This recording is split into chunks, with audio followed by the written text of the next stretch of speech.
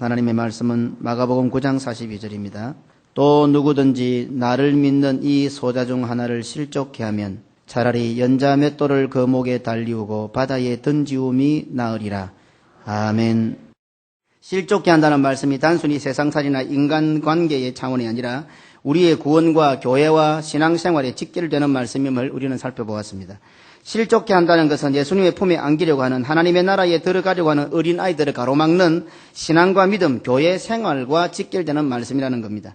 이제 본격적으로 예수님께서 제자들에게 실족케 하는 것에 대한 말씀을 하시게 된 전후 배경을 살펴보면서 구체적인 그 의미를 깨달아 보십시다. 우리가 잘 아는 것처럼 예수님께서는 베드로와 야고보와 요한을 데리시고 높은 산에 올라가셔서 변형되시고 또 그곳에서 모세와 엘리야를 만나신 사건 속에서도 우리는 이 실족케 한다는 의미를 조금이나마 살펴볼 수가 있습니다. 발견할 수가 있습니다. 그때 베드로는 그 황홀한 광경에 정신이 나가 무서워서 무슨 말을 하는지도 모르고 그곳에서 살자고 초막셋을 짓겠다고 말합니다. 우리 다 같이 마가복음 9장 2절로 5절입니다. 함께 읽으십시다. 엿새 후에 예수께서 베드로와 야고보와 요한을 데리시고 따로 높은 산에 올라가셨더니 저희 앞에서 변형되사 그 옷이 광채가 나며 세상에서 빨래하는 자가 그렇게 희게 할 수 없을 만큼 심히 희어졌더라. 이에 엘리야가 모세와 함께 저희에게 나타나 예수로 더불어 말씀하시기를 베드로가 예수께 구하여 랍비여 우리가 여기 있는 것이 좋사오니 우리가 초막 셋을 짓되 하나는 주를 위하여 하나는 모세를 위하여 하나는 엘리야를 위하여 하사이다 하니 아멘. 변화산 사건이 실족케 하지 말라는 말씀의 직접적인 이유는 아니지만 베드로가 한 말 속에는 그것에 대한 의미가 담겨 있음을 알 수 있습니다. 가장 쉽게 설명해 보자면 하나님의 나라는 예수님, 모세, 엘리야 제자들만이 있는 나라가 아니지 않습니까? 베드로가 나쁜 의도를 가지고 한 말이 분명히 아닙니다. 좋은 의도에서 한 말이지만 베드로의 이 말은 결론적으로 하나님의 나라를 자기들에게서 제한시켜 버리겠다는 의미가 담겨 있습니다. 그러니 나쁜 의도를 가지지 않았다고 해서, 잘 몰랐다고 해서 구원 역사를 가로막는 것은 엄청난 잘못이 된다는 것도 기억해야 됩니다. 나는 잘 몰랐다. 나는 그런 뜻이 아니었다. 그렇다 하더라도 그것이 하나님의 구원 역사, 교회가 나아가는 일에 방해가 된다면 그거는 엄청난 잘못이 된다는 것을 알아야 합니다. 오늘 교회 속에서 우리끼리 살아가는 삶 가운데서 신앙생활 하는데, 교회 생활하는 가운데서 실족케 하는 일이나 실족당하는 일 마찬가지입니다. 성도들끼리 무슨 나쁜 의도가 있겠습니까? 혹 교회 안에서 나쁜 의도를 가지고 말을 하고 나쁜 의도를 가지고 생각을 하고 나쁜 의도를 가지고 행동하는 사람이 있으면 참 나쁜 사람입니다. 하다가 보니 그래야 되는 것도 사실은 안 해야 되는데 처음부터 나쁜 의도를 가지고 생각하고 나쁜 의도를 가지고 말하고 행동하는 것은 정말 나쁜 것입니다. 그러나 일반적으로 교회 안에서 무슨 나쁜 의도가 있겠습니까? 혹 서로의 마음이나 상황을 잘 몰라서 생긴 일들입니다. 개와 고양이처럼 신호가 다르니 개는 좋으면 꼬리를 흔들고 고양이는 좋으면 꼬리를 세우고, 이 신호가 반대잖아요. 그러니까 개와 고양이는 같이 할 수가 없는 겁니다. 신호가 다르니 개는 좋다고 하는데 고양이는 미워한다고 경계를 하고 있고, 고양이는 좋아한다고 하는데 개는 지금 경계를 하고 있어요. 서로 안 맞는 거예요. 이런 것처럼 서로의 마음이나 상황을 잘 몰라서 생기는 것들 때문에 실족케 하기도 하고 실족을 당하기도 합니다. 그렇지만 그 별것 아닌 것 같은 일로 인하여서 믿음과 신앙이 흔들리거나 교회 생활에 지장을 주게 된다면 그것은 엄청난 잘못이 된다는 겁니다. 그렇기 때문에 나쁜 의도를 가지는 것은 정말 나쁜 것이고, 정말 나쁜 의도가 아니라 할지라도 내가 하는 행동이나 말로 인해서 남을 실족케 한다거나 또 내가 실족당한다는 것은, 그래서 교회 생활이나 신앙생활에 지장을 주는 것은 잘못된 것이다 하는 것을 기억해야 됩니다. 사실 예수님께서는 새 제자를 데리고 산에 올라가 변형되신 것은 자신이 메시아이시며 하나님의 아들이라는 사실을 분명히 보여준 사건입니다. 마가복음 9장 7절입니다. 같이 읽으십시다. 마침 구름이 와서 저희를 덮으며 구름 속에서 소리가 나되 이는 내 사랑하는 아들이니 너희는 저의 말을 들으라 하는지라. 아멘. 이와 같은 주님의 음성이 언제 들렸습니까? 마가복음 1장 11절입니다. 함께 읽으십시다. 하늘로서 소리가 나기를 너는 내 사랑하는 아들이라 내가 너를 기뻐하노라 하신지라. 예수님의 공생애의 시작을 알리는 세례 받으실 때에 예수님께서 하나님의 아들 메시아 되신다는 것을 하늘에서 하나님께서 음성으로 들려주셨습니다. 그런데 이 변화산 사건에서 동일한 음성이 들린 겁니다. 이는 내 아들이라 너희는 그의 말을 들으라 라는 하나님의 음성이 들립니다. 그렇다면 변화산 사건은 예수님께서 메시아로서 구원의 길을 가신다는 것을 명백히 해주는 중요한 사건입니다. 그것은 곧 얼마 후 자신이 지시게 될 십자가의 죽음과 부활을 통하여 구원의 완성, 하나님의 나라의 완성, 교회의 완성을 내다 보여주는 사건이 됩니다. 그런데 베드로는 변화산에서 그 황홀한 광경에 넋이 나가 무서워 무슨 말은 하는지도 모르고 초막셋을 짓고 그것에서 영원히 살고 싶었던 것입니다. 오늘날 우리 성도들도 역시 마찬가지입니다. 믿음을 가지고 교회에 들어오니 또 뜻이 맞고 마음도 맞고 믿음도 맞으니 함께 같이 살고 싶은 생각이 듭니다. 그리고 가족이나 구역이나 또 기관이나 어쩌면 그 교회 속에서 몇몇 사람들끼리 코드가 잘 맞아서 우리끼리 오손도손 잘 살고 싶어집니다. 다른 성도들은 우리 그룹에 들어오지 마라. 우리만 잘 지내고 싶어지는 그런 마음들이 있다 이 말입니다. 우리는 우리 교회 안에서 우리끼리 잘 살고 잘 지내는 것이 목적이 아니라는 것을 분명히 알아야 됩니다. 자칫 잘못하면 그와 같은 것들이 남을 실족케 하는 죄가 된다는 것도 기억해야 합니다. 어쨌든 산 위에서 이러한 일이 있었는데 그러는 중에 산 아래에서는 이상한 일, 남겨진 제자들에게 곤란한 일이 생겼습니다. 한 아버지가 귀신 들린 아들을 데리고 왔는데 얼마 전까지만 해도 귀신을 쫓아내고 병자를 고쳤던 제자들이 아니었습니까? 그런 제자들이 이번에는 고치지 못해서 쩔쩔매고 있었던 것입니다. 산에서 내려오신 예수님께서는 제자들의 믿음을 한탄하시며 그 아들의 병을 고쳐주시고 귀신을 쫓아내십니다. 그 일이 있은 후에 또다시 예수님께서는 자신이 잡히실 것과 죽으실 것, 그리고 3일 만에 부활하실 것에 대해서 이것이 무엇입니까? 하나님의 나라의 완성을 말하는 것입니다. 곧 교회의 완성을 말하는 것입니다. 그것에 대하여 제자들에게 가르쳐 주셨습니다. 마가복음 9장 31절로 32절입니다. 함께 읽으십시다. 이는 제자들을 가르치시며 또 인자가 사람들의 손에 넘겨 죽임을 당하고 죽은 지 3일 만에 살아나리라는 것을 말씀하시는 연고더라. 그러나 제자들은 이 말씀을 깨닫지 못하고 묻기도 무서워하더라. 아멘. 변화산의 사건이나 귀신 들린 아들을 고친 사건이나 그 중심에는 예수님께서 제자들에게 구원 역사의 완성, 장차 세워질 하나님의 나라, 교회에 대한 말씀이 그 핵심입니다. 그러는 와중에 이렇게 예수님께서는 자기가 잡히시고 죽으시고 또 부활하시고 하나님의 나라가 완성되어지고 교회가 세워질 것에 대해서 이렇게 집요하게 제자들을 가르치고 있는 와중에도 제자들은 마태복음에 나타난 것처럼 예수님의 가르치시면 전혀 관심이 없고 자기들 중에 누가 크냐란을 놓고 쟁론하고 있었던 것입니다. 실족케 한다는 말씀의 전후가 다 교회 안에서의 성도들의 신앙생활에 관한 제자도를 말씀하고 있습니다. 어린아이 하나를 영접하는 것이 예수님을 영접하는 것이요, 예수님을 영접하면 하나님을 영접하는 것이 된다는 예수님의 대답, 역시 궁극적으로는 하나님의 나라, 교회의 관점에서, 복음의 관점에서 풀어야 한다는 것을 알아야 합니다. 어린아이를 사랑하시는 예수님이 주제가 아니라 복음을 전하는 어린아이, 예수님의 이름으로 복음을 전하는 어린아이, 즉 제자들을 가리키는 말씀이요, 복음을 전하는 제자들을 영접하라는 말입니다. 그러니 어린아이를 영접하라는 예수님의 말씀을 복음을 전하는 제자들에게 영적 권위를 부여해 주시는 말씀이며, 제자들은 하나님의 나라를 위한 복음의 사명을 감당할 때에 비로소 진정한 큰 자가 된다는 것을 가르쳐 주시는 예수님의 말씀입니다.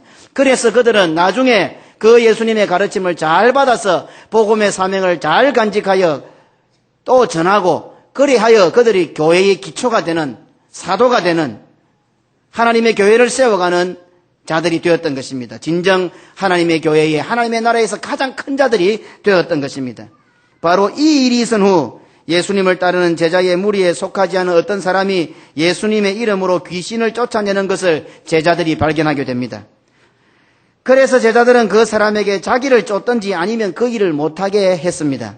그때 예수님께서는 예수님의 이름을 의탁하여 귀신을 쫓아내는 사람을 금하지 말라고 하시면서 물 한 그릇에 대한 말씀으로 먼저 제자들의 위치를 견고하게 해주십니다. 마가복음 9장 41절에 누구든지 너희를 그리스도에게 속한 자라 하여 물 한 그릇을 주면 내가 진실로 너희에게 이르노니 저가 결단코 상을 잃지 않으리라. 여기서 말하는 너희는, 물 한 그릇을 대접받는 자는 바로 예수님의 제자들입니다. 그런데 오늘 본문에 나타나는 42절에서 예수님을 믿는 소자 중 하나를 실족해 하는 자들은 다름이 아닌 제자들이라고 볼 수 있습니다. 누가복음에서도 오늘 본문과 동일한 말씀을 우리가 발견할 수 있습니다. 누가복음 17장 1절에 예수께서 제자들에게 이르시되, 예수님께서 제자들에게 이르신 말씀입니다. 그렇다고 한다면 사실 믿는 사람들, 오늘 우리 성도들을 실족해 하는 것은 과연 무엇일까요? 오늘 우리 성도들이 실족함을 받는 것이 과연 무엇일까요? 세상으로부터 오는 박해와 고난과 핍박과 손해와 억울함이 우리를 실족하게 할까요? 어느 정도는 효과가 있습니다. 그러나 그러한 것들이 우리의 믿음을 빼앗아서 가지는 못합니다. 우리가 죽으면 죽었지 우리가 믿음에서 떨어지지 않습니다. 아무리 강대한 나라가 또 정치적으로나 어떤 면으로 우리를 협박해와도 오히려 우리는 더 신앙이 뜨거워지고 또 하나님의 나라의 백성들은 더욱더 분명해지는 겁니다. 불같은 시험을 통하여 검같은 믿음으로 연단되어 가는 것이 우리들 아닙니까? 그러면 이 성경에서 누구든지라고 시작을 합니다. 본문에서 세상 사람들이 아니라 지금 예수님의 말씀을 듣고 있는 제자들에게 주신 말씀입니다. 예수를 믿는 자들을 실족해 하는 사람은 다름이 아니라 예수님의 말씀을 듣고 있는 사람들, 교회로 나와 함께 믿고 함께 신앙생활하는 사람들끼리 사이에서 일어나는 것이다 하는 말씀입니다. 물론 어떤 면으로는 우선적으로는 이 말씀을 다음과 같이 쉽게 적용할 수 있습니다. 이 말씀을 제자들에게 하신 말씀이니 오늘날 우선적으로 적용할 수 있는 사람이 바로 목사라고 볼 수가 있습니다. 교회의 조직이나 사명의 측면에서 목사는 교회의 최일선에 서 있습니다. 그래서 목사가 말씀과 믿음에 입각하지 않고 자신의 주장이나 신념 혹은 잘못된 인격과 삶으로 성도들을 실족해 할 수 있다는 경고의 말씀을 우리가 이해할 수 있습니다. 사실 목사들은 이 말씀을 그렇게 받아들여야 합니다.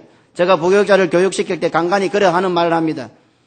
너가 하는 행동 그대로 나중에 너가 담임하면은 너그 밑에 네 같은 부목사하고 네 같은 전도사하고 네 같은 사모 올 거라고 제가 그런 이야기를 한 번씩 합니다. 그러면 우리 부교육자들이 이거 목사님 악담하지 마십시오. 근데 와, 네 잘못하고 있나 내가 그래요. 꼭 네 같은 부교육자 봐라. 내가 그래 이야기를 합니다. 사실 우리 그렇게 받아들여야 합니다. 목사 한 사람이 잘못되면 많은 성도가 교회 전체가 실족할 수 있기 때문에 목사는 이 말씀을 자신에게 주어진 말씀으로 알아서 늘 조심하고 경계하고 믿음 위에 굳게 서야만 합니다. 물론 잘못되는 것도 문제지만 사실 목사들에게는 더 무서운 것이 있습니다. 여기에 신학을 하는 사람들, 목사가 될 사람들, 또 신학을 하려고 생각하는 사람들 명심하십시오. 우리의 행실이 잘못되어서 실족해 하는 것보다 더 무서운 게 있는데 목사들에게는 성도들을 자신의 양으로 목사의 양으로 만드는 것이 가장 무섭습니다. 오늘 목회자들은 잘 들어야 됩니다. 오늘 임마누엘 선교교회 제가 이 교회에 위임하여 담임 목사가 되었다고 해서 여러분들이 저의 양이 아닙니다. 오늘 모든 성도들은 우리 예수님의 양입니다. 오늘 목사들이 이 교육을 이상하게 시켜서 세뇌시켜서 아주 오랜 시간 동안 제자 공부를 시켜가지고 전부 목사 제자를 만들어놔. 목사양으로 다 만들어놔. 이런 사람들은요, 그 목사만 목사고 그 교회만 교회라.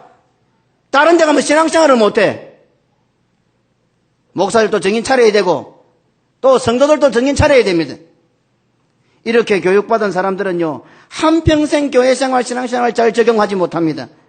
바르게 건전하게 신앙생활하지 못하는 것을 저는 수없이 많이 보아왔습니다.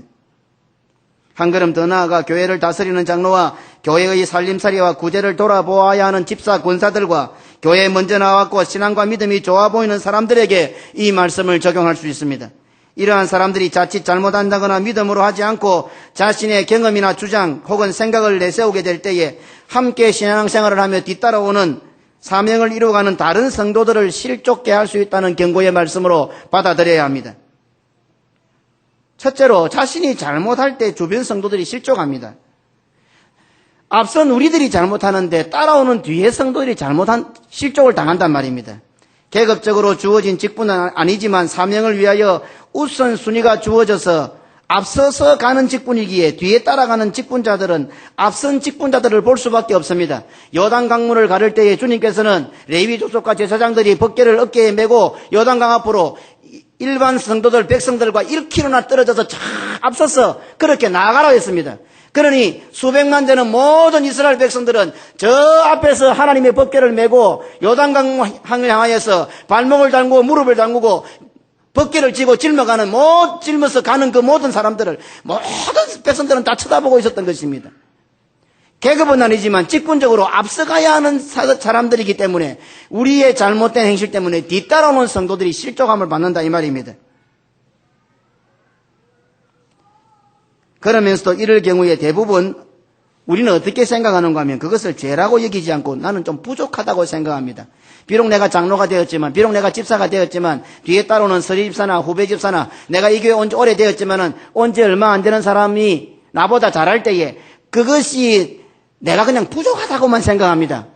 나는 형편이 안 되고, 처지가 안 되고, 내 믿음이 좀 부족하고, 뒤에 오는 사람은 이제 은혜를 받고, 감동을 받고, 뜨거워서 내보다 더 잘한다. 나는 좀 부족하다. 이렇게만 생각합니다.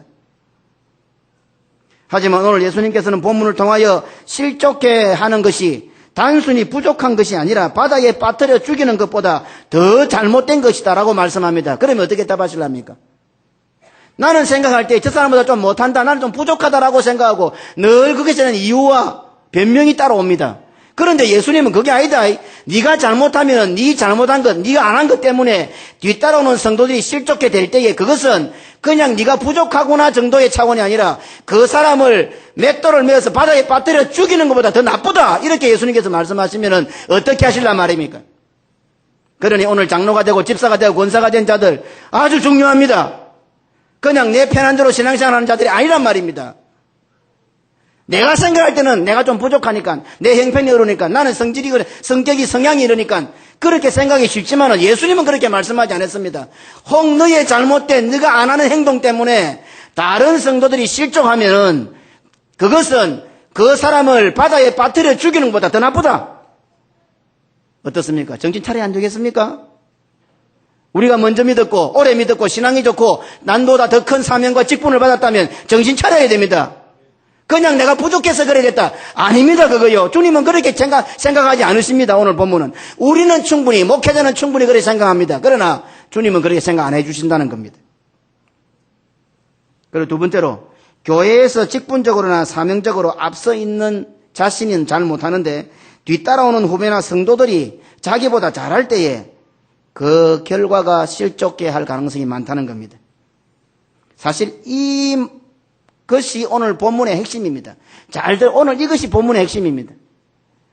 목사가, 장로가, 혹은 집사가, 권사가 당연히 여기서 교회를 위해서는 해야 될 사람인데 교회 온 지 얼마 안 되는 사람이, 내가 볼 때 별로 믿은 지 얼마 안 되는 사람이, 내보다 신앙이 안 좋아 보이는 사람이 잘할 때에 그것이 동기가 되어서 앞선 우리들이 뒤따라오는 그 사람에게 실족해 할 수 있다는 그것이 오늘 본문의 핵심입니다.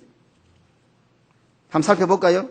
얼마 전에 제자들은 귀신 들린 아들을 고치지 못했습니다. 사실 그 얼마 전에는 잘 고쳤습니다. 예수님으로부터 권세와 능력을 받아서 나가서 귀신을 쫓아내고 병자에게 기름을 바르니 병자가 났었습니다. 그래서 유명한 인사가 되었어요. 사람들이 예수님의 얼굴은 잘 몰라봐도 예수님의 제자들의 얼굴은 다 알아보았습니다.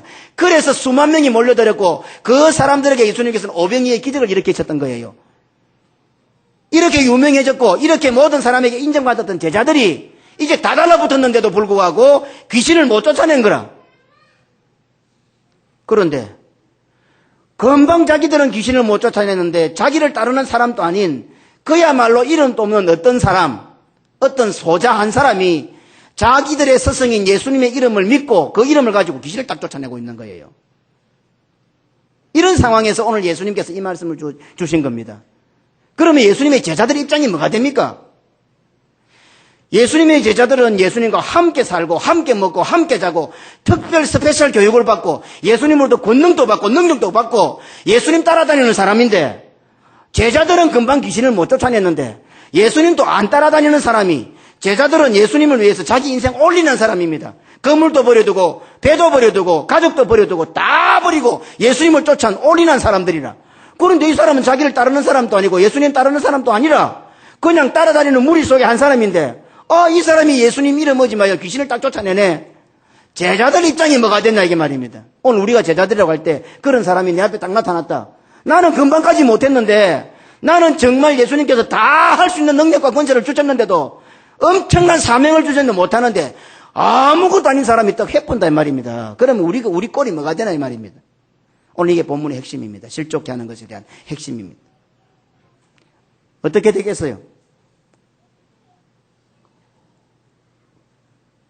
우리 아이들이 쓰는 말이지만 세상에서 잘 쓰는 말이지만 한마디로 제일 이해하기 좋습니다. 쪽팔리는 겁니다.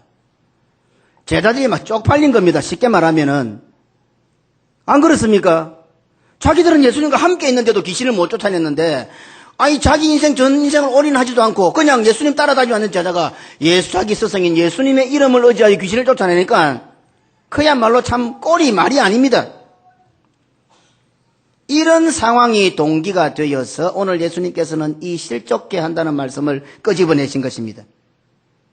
그러다 보니 나는 안 되는데 교회 생활에 막말로 쪽팔리는데 아니 생각도 안 했던 사람이 우리가 생각할 때 불안해 보이고 연약해 보이고 아무것도 아니라고 생각했던 사람이 나보다 더 잘하네.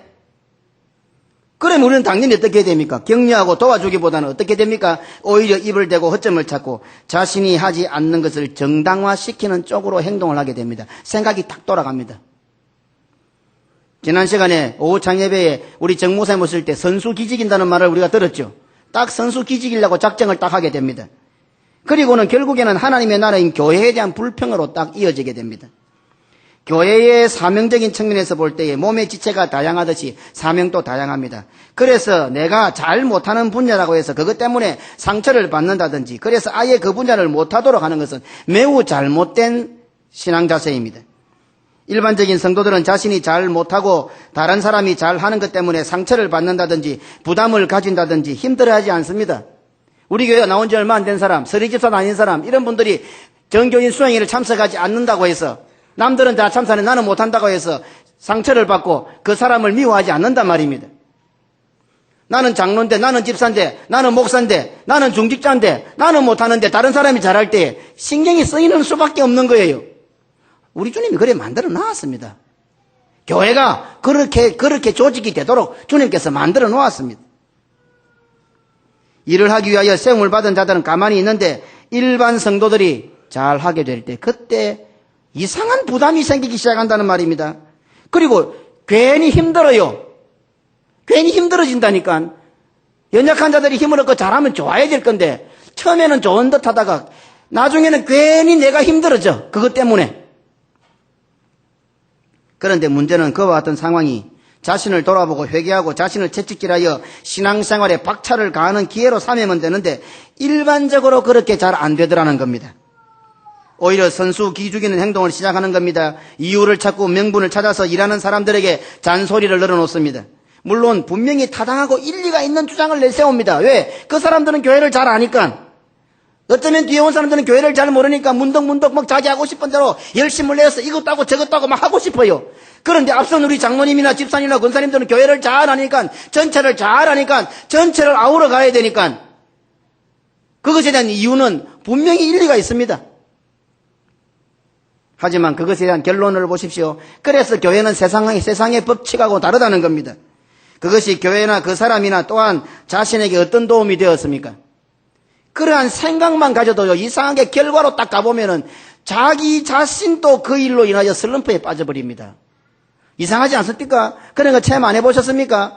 이건 꼭 어른들에게만 그렇습니까? 기관에도 마찬가지입니다. 중등부, 고등부에도 충분히 일어날 수 있는, 대학부 청년에도 충분히 일어날 수 있는 일들입니다. 나는 이 교회 온 지 어려서 이 교회에서 태어났고 이 교회에서 수십 년, 십수년 신앙생활을 했는데 교회 온 지 얼마 안 되는 전도받은 애들이 잘하게 될 때에 그것도 이상하게 처음에는 잘 안 하는데 뒤에 가면 갈수록 막말로 어린아이들 말로 쪽팔리게 되고 그러면서 그 사람에게 대해서 왕따가 들어가기 시작하는 겁니다. 그런데 정작 그렇게 되고 나면 자기 자신이 슬럼프에 빠집니다. 그거를 모른다는 겁니다. 특히 우리 교회에서 세움을 받은 장로님이나 집사님이나 권사님들은 절대로 이런 일이 없기를 저는 바랍니다. 장로들이 안 하는데 집사들이 일을 하면 설치는 것처럼 보입니다. 집사, 권사들이 안 하는데 일반 성도들이 하면 설치는 것처럼 보입니다. 교회의 큰 그림을 그리고 있는데 조그만한 것으로 대의를 그르친다고 본다 이 말입니다. 그러면서 일하지 않는 장로는 일하는 집사를 실족해 합니다. 일하지 않는 집사와 권사는 일하는 일반 성도들을 실족해 합니다. 하지만 그것으로 끝나지 않습니다. 결국은 자신도 실족해 되고 신앙과 믿음에 엄청난 손해를 보게 되고 교회 전체에 손해를 끼치더라는 겁니다. 이것은 교회 공식입니다. 저는 우리 교회의 목회자로서 저와 함께 하나님의 나라의 일을 하는 우리 장모님들, 집사님들, 권사님들 가운데 단 한 사람도 이런 일이 없었으면 합니다. 그러니 실족게 되는 사람은 누구입니까? 세상 사람이나 우리와 상관없는 사람이 실족하는 것이 아니라 이 임마누엘 선교교회 안에서 함께 신앙생활하고 있는 예수 믿는 사람들입니다. 나를 믿는 이 소자 중 하나를 실족게 되는 자는 바로 예수님을 믿는 소자 중 하나입니다. 그러니 예수님을 믿는 무리 가운데서 우리 성도들 가운데 있는 어떤 사람, 어떤 소자, 어떤 성도가 실족해야 된다는 말입니다. 우리 때문에 세상이 실족한다기보다도 1차적으로 우리 가운데 있는 사람들 중에 나 때문에 다른 사람을 실족해 한다는 겁니다. 예수님을 믿는 자들 중에서 예수님으로부터 부름을 받은 예수님의 제자들은 단연 두각을 드러내고 있습니다. 하지만 이 소자는 제자들에 비하면 그야말로 이름도 없는 소자에 불과합니다. 예수님의 제자들은 예수님의 나라 하나님의 교회에서 그 위치가 단연 두각을 드러냅니다. 그러나 이 소자는 어떻습니까? 이름도 없습니다. 그냥 소자에 불과합니다. 그래서 예수님께서는 제자들에게 말씀하십니다. 또 누구든지 나를 믿는 이 소자 중 하나를 실족해 하면, 그러니 이 말씀은 1차적으로 단연 두각을 나타내고 있는 제자들이 예수님을 믿고 따르는 이름도 없는 소자를 실족해서는 안 된다는 뜻입니다. 오늘의 설교의 결론을 한번 내어볼까요? 실족해 한다는 의미는 변화산 사건에서도 발견할 수가 있었습니다. 그리고 이어서 귀신 들린 아들을 고쳐주신 예수님께서 제자들을 향하여 탄식하시면서 하신 말씀 역시 장차 세워질 교회에서 실족해 한다는 의미가 주어져 있습니다. 마가복음 9장 19절에 대답하여 가라사대 믿음이 없는 세대여 내가 얼마나 너희와 함께 있으며 얼마나 너희를 참으리요 그를 내게로 데려오라 하시며, 이 말이 무슨 말씀입니까? 제자들이 귀신을 못 쫓아냈어요. 그래서 예수님께서 제자들에게 탄식을 하십니다. 이놈들아, 내가 언제까지 너희들과 함께 있었고 이 믿음 없는 놈들아. 장차, 이 말이 무슨 말입니까? 예수님은 곧 십자가 지시고 죽으시고 성천하시게 됩니다. 부활하셔서. 그러면 이 땅에 누가 남겨집니까? 제자들이 남겨진단 말입니다. 제자들이 기초가 돼서 교회가 세워질 것 아닙니까? 그때 제자들이 믿음 없는 짓을 하면 어떻게 됩니까? 주님 앞에 몰려오는 모든 성도들을 실족해 할 거 아닙니까? 그러니 이 말씀도 앞으로 세워질 교회를 내다보고 예수님께서 하시는 말씀인 거예요. 지금은 내가 너희들과 함께 있지만 조금만 있으면 나는 너희들과 함께 없는데 언제까지 이 믿음으로 살래? 오늘 이 말씀입니다. 그러니 예수님께서 부활하셔서 성천하시고 난 이후에 교회에서 제자들이 믿음으로 교회를 치리하지 못하면 성도들이 실족하게 될 거다. 이걸 내다보고 하시는 말씀인 겁니다. 방금 전까지 제자 자신들은 귀신을 쫓아내지 못했는데 예수님을 따르지 않는 어떤 사람이 귀신을 쫓아내는 것을 보고 제자들은 그 사람에게 그렇게 하지 못하도록 하였습니다. 바로 이러한 제자들의 생각과 자세가 예수님께서 실족해 하지 말라라고 하신 말씀의 결정적인 동기가 됩니다. 예수님께서는 실족해 하는 것은 연자맷돌을 목에 달아 바다에 빠뜨려 죽이는 것보다 더 나쁘다라고 경고하셨습니다. 그러니 예수님의 이 준엄한 경고는 예수님의 이름으로 신앙을 행사한 자를 저지하려고 한 제자들에게 1차적으로 관련이 있습니다. 여기서 우리는 본문을 이해할 수 있는 또 하나의 힌트를 발견하게 됩니다. 예수님의 엄격하고 과격한 표현의 말씀이 그것입니다. 단순히 예수님의 성향이나 성격 스타일로 이해해서 안 됩니다. 오늘 예수님은 설교를 부드럽게 하셨을까요? 이 성경에 나와 있는 모든 말씀은 예수님의 설교입니다. 한번 잘 생각해 보십시오. 그런데 설교 속으로, 예수님이 하신 말씀 속으로 한번 들어가 보십시오. 성경을 읽을 때에 붉은색으로 된 것이 예수님이 하신 말씀인데 예수님의 표현이 어떻는지 한번 살펴보라고요. 예수님은요, 이 특별히 마가복음 9장에 와서는 너무 과격한 표현이 많습니다. 10장까지도 그렇습니다.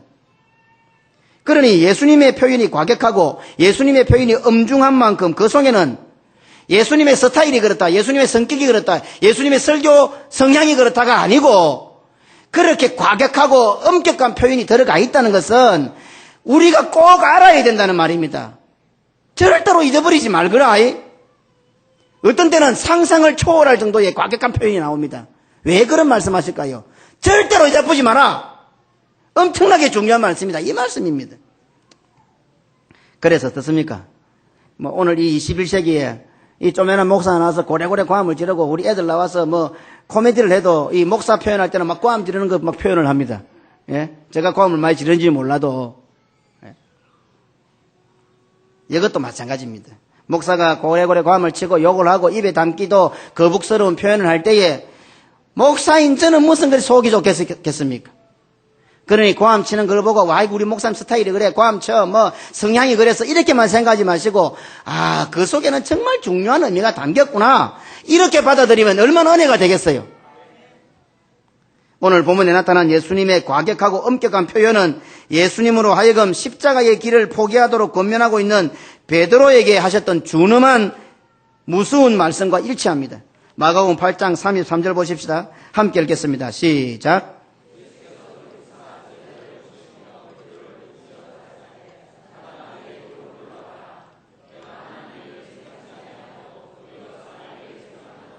아멘. 선생님께서 죽으러 가신다고 하는데 어떤 제자가 잘 갔다 오십시오, 잘 가십시오 할 사람 누가 있습니까? 너무 상식적이지 않습니까? 지금 예수님께서 잡히시고 십자가 지시고 죽으러 간다 하는데 누가 예수님한테 잘 가십시오 이럴 사람 누가 있습니까? 선생님을 사랑하는 제자로서 당연히 해야 할 말 아닙니까? 그런데도 예수님은 베드로에게 뭐라고 대답을 하십니까? 어떻게 이런 무지막지한 말로 사랑하는 제자에게 상처를 준단 말입니까? 보십시오. 베드로를 꾸짖어 가라사대 사단아 내 뒤로 물러가라. 야 임마 니 그래 말귀를 못 알아듣나. 나는 이 길 가야 된다. 이 길을 가야 내가 구원을 완성하는 거야. 이렇게 하셔도 되는데 지금 죽으러 간다는 예수님을 향하여 가지 마십시오 사랑 어린 말로 붙잡는 그 베드로에게 사단아 내 뒤로 물러가라. 화를 내고 꾸짖는단 말입니다. 이런 상황을 우리가 어떻게 이해하겠습니까? 베드로가 얼마나 상처를 받았겠습니까? 이 나쁜 놈아, 이 돌대가리가 말귀 못 알아듣나? 이 정도라도 안 괜찮습니까? 그런데 자기가 죽으러 가는 길을 가로막는 그 사랑하는 제자 베드로 향해서 사단아, 이 마귀야 내 뒤로 물러가라. 그것도 그냥 웃으면서 하시는 말씀에 꾸짖어가 말씀하신단 말입니다. 오늘 만약에 제가 이 목회를 해나가는데 목회하면서 목회에 방해가 될 것 같아. 목회에 방해되는 말을 하고 목회 방해되는 인상을 찌푸리고 목회에 방해하는 행동을 한다. 그러면 제가 예를 들어서 이 마귀야 이 사단아 내 뒤로 물러가라 이러면은 아마 보따리 사고 다 도망가 볼 거다. 물러가기는커녕 다 도망가 보고 없어. 이 교회 아무도 없을 겁니다. 베드로 믿음 참 좋죠. 베드로 믿음 좋습니다. 그런데 제가 예수님처럼 설교해야 될까요? 안 해야 될까요? 진짜 목사라면 예수님처럼 해야 됩니다. 그걸 해야 됩니다. 그런데 저는 못합니다. 믿음이 그만큼 없어서요. 실제로 그래 해야 됩니다. 그래 해야 우리 교회 장로님들, 집사님들, 권사님들 살리는 목사입니다. 눈치나 시시를 보고 뭐라 하면 상처받아가 싶어서 우리 교회 나갈까 싶어서 말도 못하고 앉아가 예수님 마음이 안 되는 거예요. 예수님이 베드로 보고 이 마귀야 사탄아 내 뒤로 물러가라 하면 베드로가 상처를 안 받았겠어요? 그런데 베드로는 안 떠나갔어요. 참 멋있지 않습니까? 적어도 오늘요, 우리가 함께 하나님의 나라를 세워가는 목사, 장로, 집사, 우리가 성도로 모여서 이런 관계 정도는 돼야 안 되겠어요. 조만간 속상해 비틀어져갖고, 베베 말라지라고 고구마 뺏기기처럼 인생이 그래가 되겠습니까? 별로 올래도 못 살 사람들이. 다 중심을 바라보고, 베드로는 그래도 안 뺏겼어요, 이상하게. 속도 없는 인간인지 예수님이 쫄쫄쫄 잘 따내겠어. 멋있는 사람들이에요. 인간적으로도 멋있는 사람. 우리 좀 멋있게 삽시다. 예수제이들도. 다 까물치 꼬꼬무치는 쫀새처럼 사지 말고 좀 멋있게 살자고요. 이 알고 보면요. 멋쟁이들 아닙니까? 진짜 예수님이 베드로 마음 몰랐겠어요. 다 아십니다. 제자들이 다 만류하였으면 사실은 제자들이 다 만류한 건데 베드로가 대표로 만류한 거예요. 그런데 그 예수님을 극진히 사랑하는 베드로, 제자 베드로를 향해서 예수님께서 이 사단아! 예수님께서 어떻게 그걸 모르겠어요? 다 알고 계시는데 그 마음 모르시겠어요? 그러니 그렇게 말씀하시는 예수님의 마음을 베드로도 알고 다 안 거예요. 이게 멋있다는 거예요. 오늘 우리 성도들이요, 이 목사와 성도들이 함께 이렇게 신앙생활을 해야 교회 생활이 재미가 있지요. 하나님의 일이 되지요. 어쩌다가 표현 한번 잘못해놓으면 막 그것 갖고 아이고 막 삐끼가지고 어쩌고 저쩌고 막 골치 아파. 어떻게 인생이 이렇게 삽니까? 지붕 무너질까 싶어서 어떻게 그 밑에 잠자고 있어요? 저도 예수님처럼 그렇게 못하고 우리도 그게 잘 안 되는 것 같아요.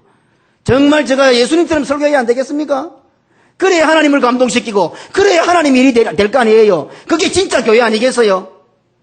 하나님은 관심도 없고 오늘 제가 설교를 잘해서 좋은 이야기거리 들고 와서 좋은 감동스러운 어떤 이야기를 가져와서 오늘 성도들에게 탁 부드럽게 말해가지고 감동을 탁 받고 마음이 확 뜨거워지고 그래 으쌰으쌰 해보자 이렇게 제가 만들어야 되겠어요. 저도 할 수 있습니다. 그 정도는. 그런데 근본이 뭡니까? 출발이. 오늘 우리는 모두가 다 이 설교와 예배를 통해서 하나님을 감동하고 하나님을 감동시키고 하나님의 보물창고를 열게 만들고 하나님께서 하늘에서 신령한 연육간의 축복을 부어주셔야지. 오늘 여기 계신 우리 장로님들, 집사님들, 권사님들 혹 제가 그러더라도 가지 마시소. 잘 붙어 있어. 제가 절대 나쁜 마음으로 안 그럽니다. 본래 안 좋은 사람한테 말 잘 못한다입니까? 친한 사람한테 막 뭐라하지. 안 좋은 사람한테 뭐라 해놓으면 가뿐다입니까? 가만히 서 있는 말한테 궁디 때리면 뒷발질한다 아닙니까? 잘 달리는 말 궁디를 때려야 더 잘 달리지. 그러니까 내가 좀 험한 말하고 막 말하면 아 목사님 나를 저렇게 믿구나 이래 생각하고 늘 목사님이 자기 앞에 조심스럽게 말도 한마디 이러면은 좀 생각해 보이소 그 사람들. 좀 목사 가서 맘 놓고 톡톡 말도 하고 말입니다. 이거 해오소 저거 해오소 막 이렇게 못할 값에 좀 그래 되도록 예수님께서는 이 일이 얼마나 중요하다는 것을 아셨기 때문에 제자들에게 두고두고 잊지 않도록 아마 베드로만 놀랬겠어요. 제자들이 깜짝 놀랬겠어요. 아마 우리 김장을 보고 가음을 탁 제가 뭐라 한다 하십시다. 장로님보다도 어쩌면 옆에 있는 사람들이 어이구 와 목사님 우리 김장로님 저리 뭐라 하노. 옆에 있는 사람이 더 많이 놀랬을 거 아닙니까? 예를 든다면은 베드로도 놀랬겠지만 아마 다른 제자가 깜짝 놀랐을 거예요. 그리고 죽을 때까지 안 잊어버렸을 거예요. 그 사건을. 그렇지요? 그러니 예수님의 과격한 표현은 너희들이 정말 잊어서는 안 되는 것이다. 너무너무 중요한 것이다. 오늘 이것입니다. 해도 되고 안 해도 되고 그런 차원의 말씀이 아니라는 겁니다. 하면 장하고 안 하면 좀 부족하고 그런 정도의 차원의 말씀이 아니라는 겁니다. 예수님께서 경고하시는 대로 하지 않으면 큰일 난다는 말씀입니다. 예수님의 말씀대로 하지 않으면 죄가 된다는 말씀입니다. 예수님께서는 십자가의 길을 가로막는 베드로를 사단아 내 뒤로 물러가라라고 하셨습니다. 이러한 과격한 표현은 본문에 와서는 한 단계 더 발전합니다. 주님 앞으로 나오는 일에 대하여 실족해 하려거든 차라리 연자 맷돌을 목에 매여 바다에 빠뜨려 죽여버려라. 너무 심하지 않습니까? 이런 표현들이. 또 어떤 말씀이 나옵니까? 반대로 교회를 세우는 일에 방해하는 자들이 있다면 예수님께서 뭐라고 말씀하십니까? 손을 찍어버리고 발을 찍어버리라. 눈알을 뽑아버려라. 도대체 어떻게 사랑의 주님이신 예수님 입에서 이런 표현이 나온단 말입니까? 무시무시하지 않습니까? 잘 보십시오. 이걸 교회의 관점에서 하나님의 나라의 관점에서 보십시오. 교회가 세워지는데 걸림돌이 되고 잘못되는 거 주님께서 손도 잘라내고 발도 잘라내고 눈알도 뽑아버리라 했어요. 우리가 생각할 때 내가 교회가 마음에 만들어서 내가 나가는 것 같지요. 외형적으로는 내가 나가는 것 같지만은 신앙 영적으로 볼 때는 그는 교회에서 찍혀 나가는 겁니다. 눈알이 뽑혀서 나가는 거예요. 잘 알아야 됩니다. 무섭지요? 내 멋대로 하는 거 아닙니다. 예수님께서 말씀하신 거 아니에요. 손발이 찍혀 나가는 거, 눈알 뽑혀 나가는 거예요. 그래서 교회에서는 당회라는 치료가 있고 당회를 통해서 정상적으로 임명이라는 제도가 있는 겁니다. 오늘 한국교회 임명하는 교인들 한 사람이라도 있었을까? 그거 없이 나가면 전부 다 찍혀나가고 눈을 뽑혀 나가는 거예요. 그게 한 주님이 예수님이 보시는 관점이란 말입니다. 우리는 그렇게 안 볼지라도 이 자리에 앉은 우리 모든 성도들은 실족해 하는 사람도 되어서는 안 됩니다.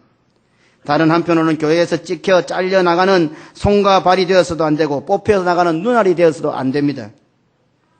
저는 이 교회를 목회하는 목사로서 우리 성도들 가운데는 단 한 사람도 이런 일이 없기를 바랍니다. 실족해 하는 일이 없을 수는 없지만 실족해 하는 성도가 되지 않기를 주님의 이름으로 축원합니다. 실족할 일이 없을 수는 없지만 어떤 일이 있어도 실족하지 않는 성도가 되시기를 주님의 이름으로 축원합니다. 하나님 아버지 감사합니다.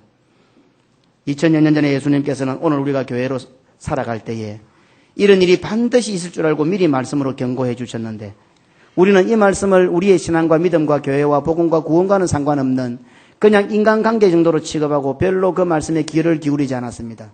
그래서 내 마음대로 다른 사람을 실족하게 만들고 내 마음대로 나도 실족하였습니다. 하나님 아버지 실족해 하는 것도 죄요 실족당하는 것도 죄라고 했습니다. 용서하여 주시옵소서.